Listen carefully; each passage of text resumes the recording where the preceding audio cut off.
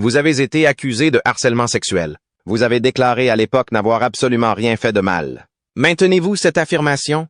Je la maintiens. Bill O'Reilly était autrefois le roi des chaînes d'information en continu. Tonight est l'animateur de l'émission d'information en continu numéro 1 aux États-Unis depuis 15 ans. Accueillez Bill O'Reilly, une légende qui a dominé les débats et les cérémonies de remise de prix en prime time. Il a bâti un empire sur la controverse qui a captivé des millions de personnes chaque soir. Mais derrière son sourire éclatant et sa personnalité confiante se cachait une tempête d'accusations, de colère et de relations défaillantes qui finiraient par faire s'effondrer son règne et le forcer à tout recommencer à zéro à 75 ans. Comment un homme au sommet du pouvoir peut-il tout perdre? Et où est-il maintenant? Suivez-nous pour découvrir l'ascension et la chute vertigineuse de Bill O'Reilly. Plongeons-nous dans le vif du sujet. L'ascension d'une carrière particulière. Pour comprendre la gravité de la chute d'un homme, il faut d'abord comprendre jusqu'où il est arrivé. L'ascension de Bill O'Reilly dans le monde du journalisme et de la télévision est l'histoire classique d'un outsider.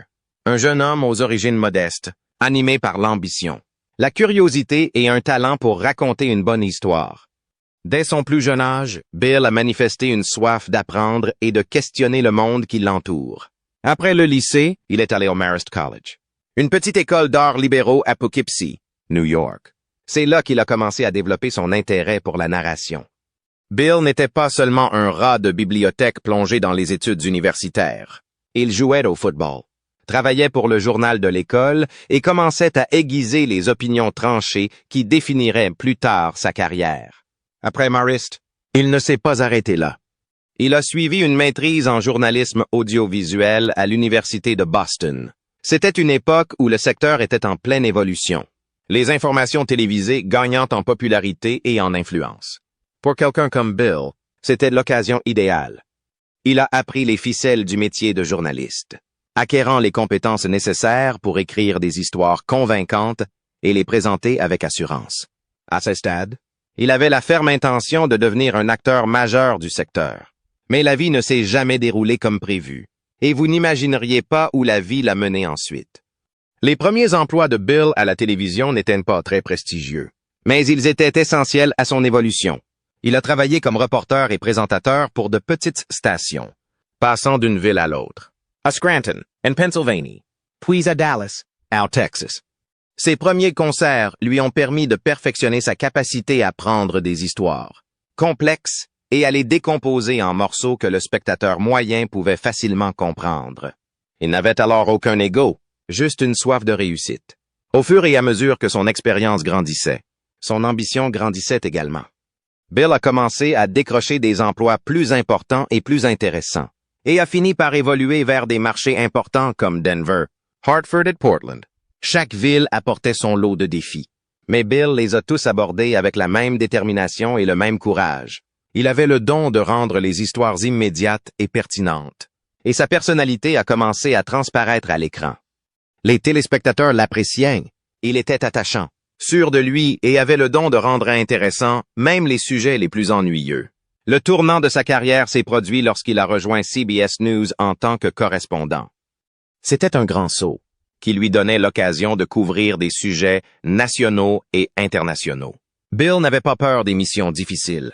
Il a couvert les conflits au Salvador et aux îles Malouines, se plaçant au cœur de l'action. Mais maintenant, les soldats du gouvernement ont chassé les rebelles de la ville et les ont envoyés dans les montagnes.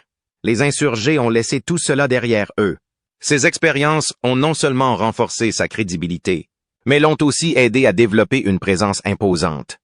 Ses reportages étaient incisifs, perspicaces, et souvent empreint d'un sentiment d'urgence qui incitait les gens à s'asseoir et à prêter attention.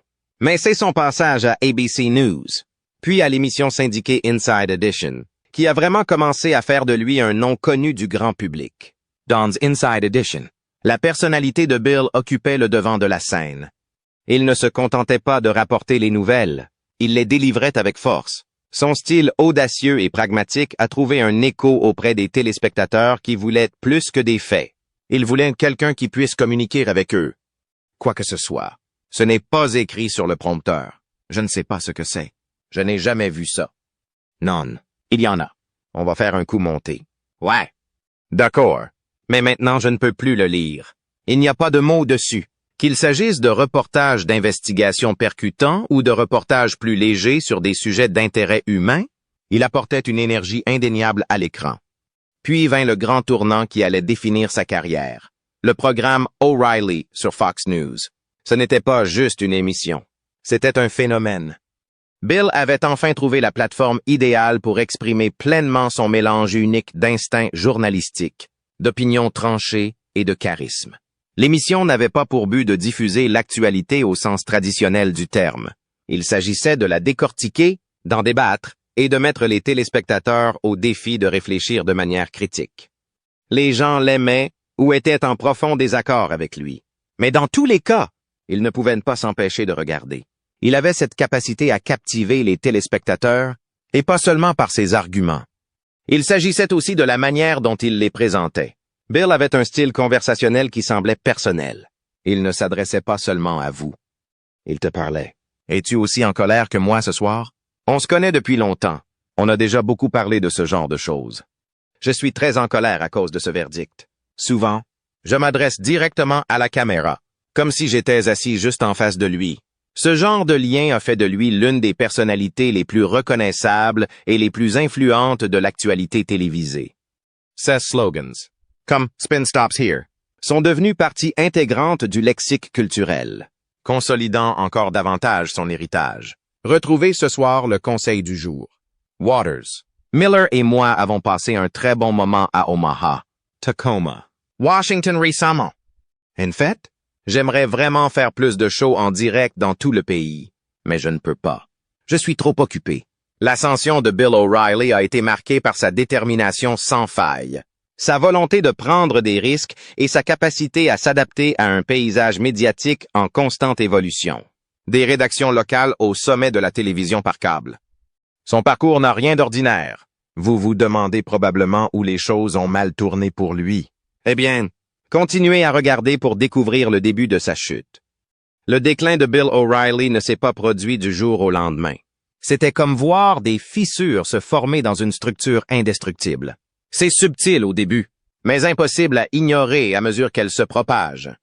Au sommet de sa carrière, Bill O'Reilly était une figure emblématique de la télévision. Un homme dont la voix avait du poids et dont la présence attirait l'attention. Mais même quelqu'un d'aussi intouchable qu'O'Reilly n'était pas à l'abri des conséquences de ses choix et de la dynamique changeante du monde des médias. Pendant des années, Bill a bâti sa marque sur le fait d'être un personnage franc et pragmatique qui s'en prend à tout le monde. Son style était audacieux, sans complexe et souvent conflictuel, ce qui lui a valu à la fois admiration et critique. Avant la publication de la chronique, « M'as-tu appelé? » Non. Et je n'ai pas promis de t'appeler. Tu as mon numéro de téléphone? Et si tu voulais m'appeler, tu pourrais le faire. Je m'en fichais complètement. Je ne savais pas ce que tu faisais. Les téléspectateurs étaient attirés par sa capacité à susciter le débat. Mais dans les coulisses, il y avait des rumeurs de tension. La confiance en soi qui a fait de lui une star à l'écran s'est parfois traduite par des frictions hors champ. On murmurait sur la façon dont il agissait en coulisses, des histoires qui dressaient le portrait d'un homme dont la forte personnalité pouvait irriter les gens. À mesure que le paysage médiatique a commencé à changer, les attentes du public et des chaînes ont également changé. L'essor des réseaux sociaux a apporté un nouveau niveau de surveillance, où chaque mot et chaque action pouvaient être disséqués et partagés en un instant. La plateforme même qui avait contribué à amplifier la voix d'O'Reilly est désormais devenue un outil permettant aux critiques de le défier en temps réel. Le fossé entre ceux qui l'adoraient et ceux qui s'opposaient à lui s'est creusé, et les controverses qui semblaient autrefois de simples obstacles ont commencé à ressembler à des signaux d'alarme. Le point de basculement est arrivé lorsque des détails sur son comportement en dehors du studio ont commencé à faire surface. Il ne s'agissait pas de simples rumeurs, mais de graves allégations qui ont attiré l'attention du public et des médias. L'annonce choc de Fox News selon laquelle sa plus grande star est sortie de l'ombre, alors que les rapports de harcèlement sexuel se multiplient, a déclenché une révolte des annonceurs. Pendant des années, de telles histoires auraient pu être plus faciles à ignorer ou à contenir. Mais le monde était désormais différent. Les mouvements prenaient de l'ampleur et les gens commençaient à s'exprimer sur des sujets qui avaient longtemps été passés sous silence. Il n'était plus possible de séparer l'homme de son personnage public. Les fissures dans la façade devenaient de plus en plus visibles. Au fur et à mesure que de nouvelles informations apparaissaient, il ne s'agissait pas seulement des allégations elles-mêmes, mais aussi de la façon dont elles étaient traitées. Des questions se posaient sur la responsabilité et la culture au sein des organisations auxquelles il était associé. Pour quelqu'un qui avait bâti sa carrière sur la nécessité de demander des comptes aux autres, ce changement était particulièrement déstabilisant. La dynamique était en train de changer et le pouvoir qu'il exerçait autrefois avec tant d'assurance commençait à vaciller. Même ses plus fervents partisans furent obligés de faire face à la situation. Certains l'ont défendu, invoquant ses années de succès et l'influence qu'il avait exercée. D'autres ont commencé à prendre leur distance, craignant d'être associés à la tempête qui s'intensifiait. C'était une situation délicate et précaire, qui révélait à quelle vitesse les choses pouvaient changer dans une industrie qui se nourrit de la perception du public. Pour O'Reilly, les conséquences n'étaient pas seulement professionnelles, elles étaient profondément personnelles. L'homme qui semblait autrefois si intouchable se trouvait désormais confronté. À la réalité, ses actes avaient des conséquences qui ne pouvaient être effacées. C'était un rappel brutal que même les personnalités les plus puissantes ne sont pas à l'abri des fluctuations de l'opinion publique et de la responsabilité. Le début de sa chute ne s'est pas fait en un seul instant, mais en une série d'événements qui ont ébranlé les fondations qu'il avait mis des décennies à construire. L'effondrement total d'une icône. La carrière de Bill O'Reilly s'est effondrée lorsqu'il s'est retrouvé au centre d'une série de poursuites judiciaires qui ont révélé un aspect de son histoire qui ne pouvait être ignoré. Les premières fissures dans sa carrière auraient pu sembler gérables, des incidents isolés qui pouvaient être traités ou balayés. Mais à mesure que les accusations se multipliaient, il est devenu évident qu'il ne s'agissait pas d'une petite tempête, mais d'un véritable ouragan. Les poursuites n'étaient pas de simples murmures de mécontentement, mais des allégations détaillées de femmes qui travaillaient avec lui ou autour de lui, dressant le tableau troublant d'une culture du travail qui permettait les mauvaises conduites. Ces femmes accusaient O'Reilly de comportements inappropriés, de harcèlement et de création d'un environnement qui n'avait rien de professionnel. L'un des cas révélés concerne Andrea McCrease, une ancienne productrice de The O'Reilly Factor. La plus grande star de Fox News est sortie. La carrière de Bill O'Reilly est terminée. La chaîne l'a forcé à démissionner quelques semaines seulement après la publication d'un article du New York Times faisant état de multiples allégations de harcèlement sexuel à son encontre. Les accusations de la journaliste étaient surprenantes et précises. Elle affirmait qu'O'Reilly lui avait fait subir des avances non désirées et des appels téléphoniques explicites. Les détails étaient explicites et l'affaire a suscité une large attention médiatique. Ce ne sont pas seulement les allégations elles-mêmes qui étaient préjudiciables, mais aussi la façon dont elles contrastaient avec la position morale élevée qu'O'Reilly a souvent adoptée dans son émission. Pour quelqu'un qui s'était bâti une réputation en tenant les autres responsables, ces accusations ont eu un effet particulièrement ironique. Ce qui a rendu la situation encore plus compliquée, c'est la façon dont ces poursuites ont été traitées. Des rumeurs ont commencé à circuler selon lesquelles O'Reilly et Fox News avaient discrètement réglé plusieurs affaires au fil des ans, des millions de dollars ayant été versés aux accusateurs en échange de leur silence. Ces accords n'étaient pas de simples transactions financières, mais des aveux selon lesquels quelque chose clochait, même si aucune culpabilité n'était reconnue publiquement. Le montant de l'argent en jeu a fait sourciller et a alimenté les spéculations sur la somme qui avait été cachée au public. Au fur et à mesure que ces révélations se sont révélées, la frénésie médiatique s'est intensifiée. Il ne s'agissait plus seulement d'O'Reilly, mais de la culture de Fox News, une chaîne qui avait longtemps été critiquée pour sa gestion de ces questions. Les poursuites judiciaires contre lui sont devenues partie intégrante d'un débat plus large sur les fautes professionnelles, la dynamique du pouvoir et la responsabilité. Il s'agissait d'un véritable bouleversement culturel et O'Reilly en était le centre. Les conséquences furent rapides et dévastatrices. Les annonceurs commencèrent à retirer leur soutien au facteur O'Reilly, ne voulant pas être associés au scandale grandissant. Pour une émission qui avait généré une part importante des revenus de Fox News, ce fut un coup dur. La chaîne a dû faire face à une pression croissante pour agir, non seulement de la part du public, mais aussi de ses propres rangs. Les employés, les actionnaires et les téléspectateurs exigeaient des comptes, et la chaîne ne pouvait plus ignorer le nombre croissant de voix qui réclamaient des changements. Finalement, le poids des allégations et le tollé général sont devenus trop lourds à porter. En avril 2017, Fox News a annoncé que Bill O'Reilly ne reviendrait pas sur la chaîne. Malgré un succès d'audience élevé depuis longtemps, Fox News a abandonné Bill O'Reilly. L'animateur de l'émission O'Reilly Factor ne reviendra pas sur la chaîne câblée en raison d'un scandale de harcèlement sexuel. La déclaration a été soigneusement formulée, mais le message était clair. Son règne était terminé. Pour O'Reilly, ce fut une chute vertigineuse, la fin d'une carrière qui semblait autrefois inébranlable. Mais ce n'est pas seulement sa carrière qui a plongé. Lorsque O'Reilly s'est effondré, plusieurs aspects de sa vie se sont également effondrés. Vous voulez savoir à quel point c'est grave? Alors restez à l'écoute. Le divorce de Bill O'Reilly a été un drame qui s'est déroulé à huis clos, mais il a fini par être révélé au grand jour. À première vue, cela aurait pu ressembler à une autre séparation très médiatisée, quelque chose qui arrive dans la vie de personnes constamment sous les projecteurs. Mais à mesure que les détails se sont révélés, il est devenu évident qu'il ne s'agissait pas d'une simple histoire de deux personnes se séparant. Au contraire, l'histoire s'est transformée en un fouillis d'accusations, de batailles juridiques et de retombées émotionnelles qui ont dressé un portrait bien loin du personnage raffiné qu'O'Reilly a projeté à l'écran. Son mariage avec Maureen McPhilmy était comme n'importe quel autre. Ils ont partagé une vie, élevé des enfants et présenté un front uni. Mais au fil du temps, des fissures ont commencé à apparaître. La tension dans leur relation n'était pas quelque chose qu'on pouvait ignorer, et la tension est finalement devenue trop forte. Leur divorce, prononcé en 2011, pourrait bien avoir marqué la fin officielle de leur mariage. Détails sur le divorce de Bill O'Reilly avec Maureen McPhilmy. Ils se sont séparés en avril 2010 et ont divorcé en septembre 2011. Mais ce n'était pas la fin de leur bataille. L'un des aspects les plus pénibles du divorce fut la bataille pour la garde de leurs deux enfants.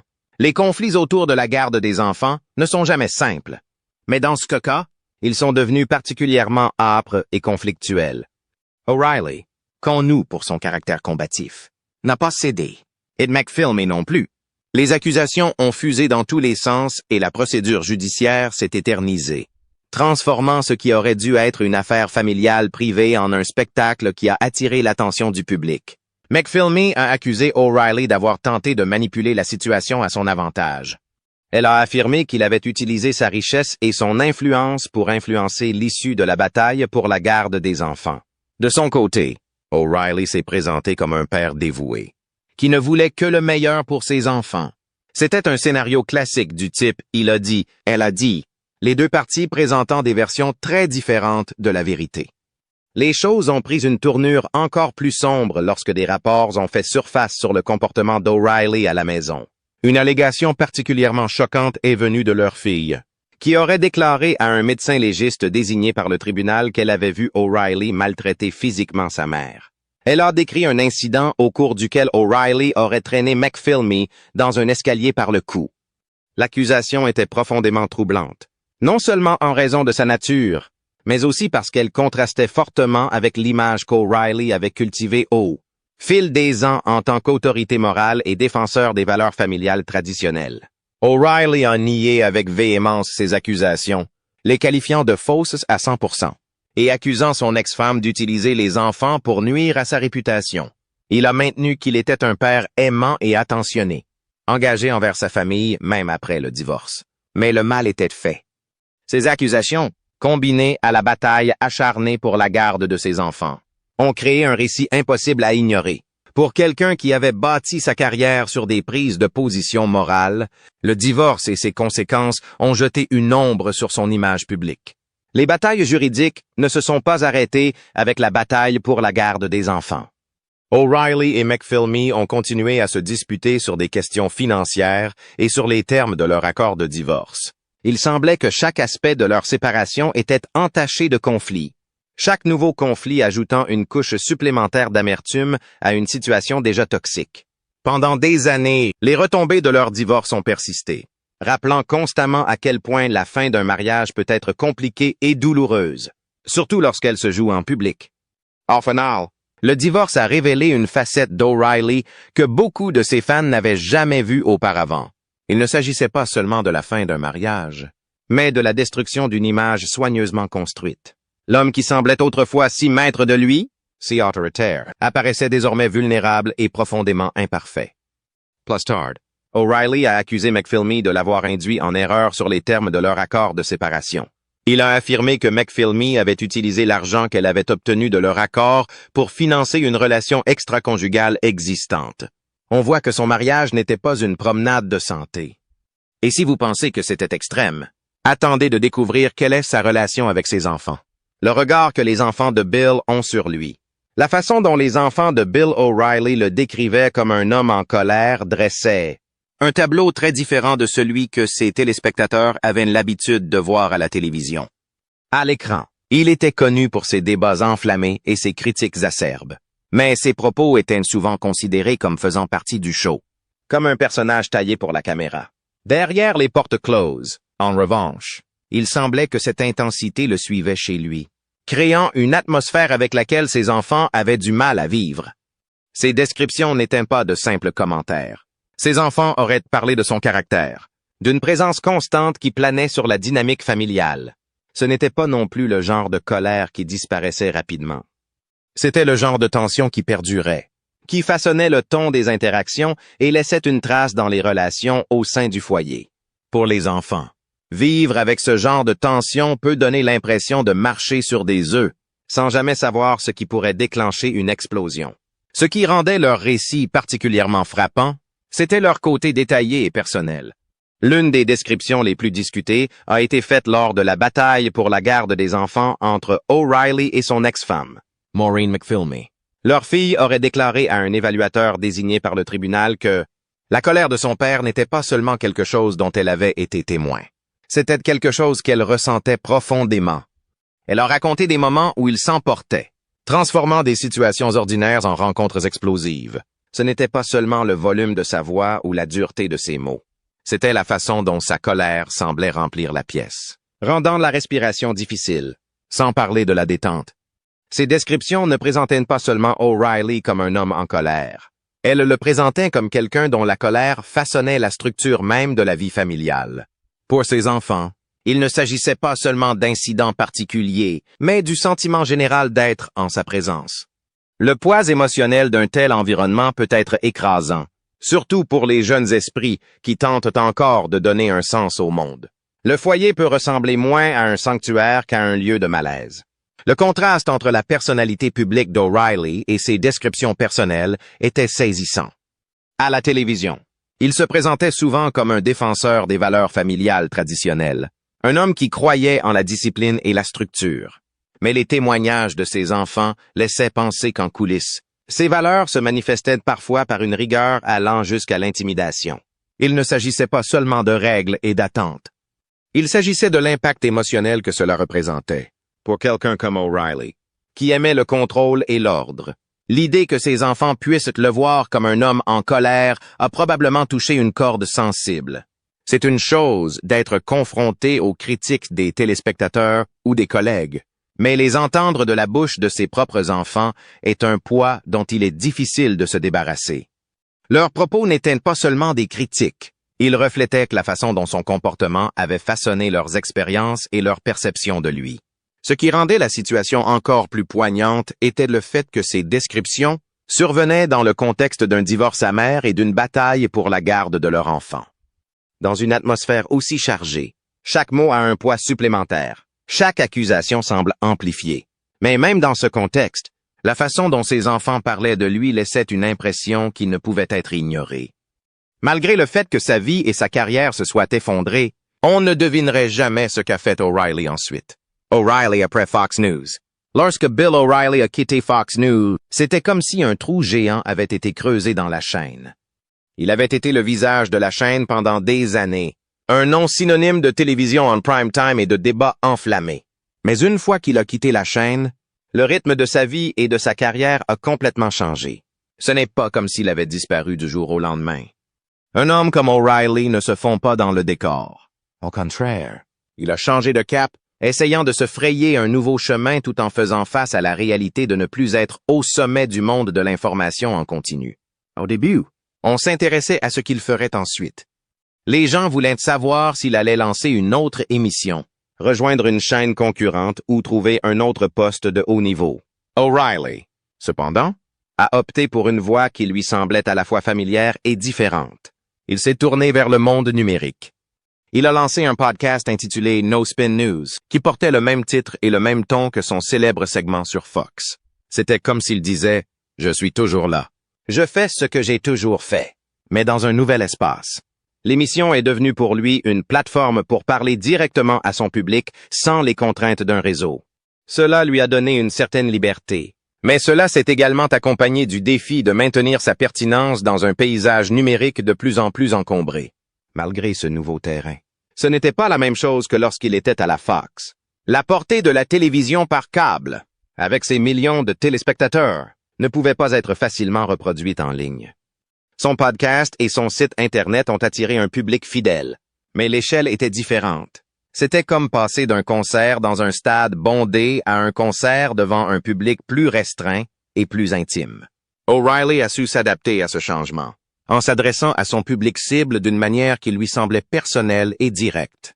Mais le buzz autour de son nom a commencé à s'estomper à mesure que le paysage médiatique évoluait et que d'autres voix venaient combler le vide qu'il laissait derrière lui. Loin de la caméra, O'Reilly semblait se concentrer davantage sur son écriture. Il a continué sa série Killing, une série de livres historiques qui avait connu un énorme succès avant même son départ de la Fox. Ces livres lui ont permis de rester dans l'ombre et de préserver sa réputation de conteur. Ils n'ont pas suscité la controverse liée à son personnage à l'antenne, mais ont plutôt mis en valeur sa capacité à tisser des récits convaincants sur les moments clés de l'histoire. Pour O'Reilly, l'écriture n'est pas seulement devenue un choix de carrière, mais un moyen de rester pertinent dans un monde qui semblait de plus en plus désireux de dépasser son héritage télévisuel.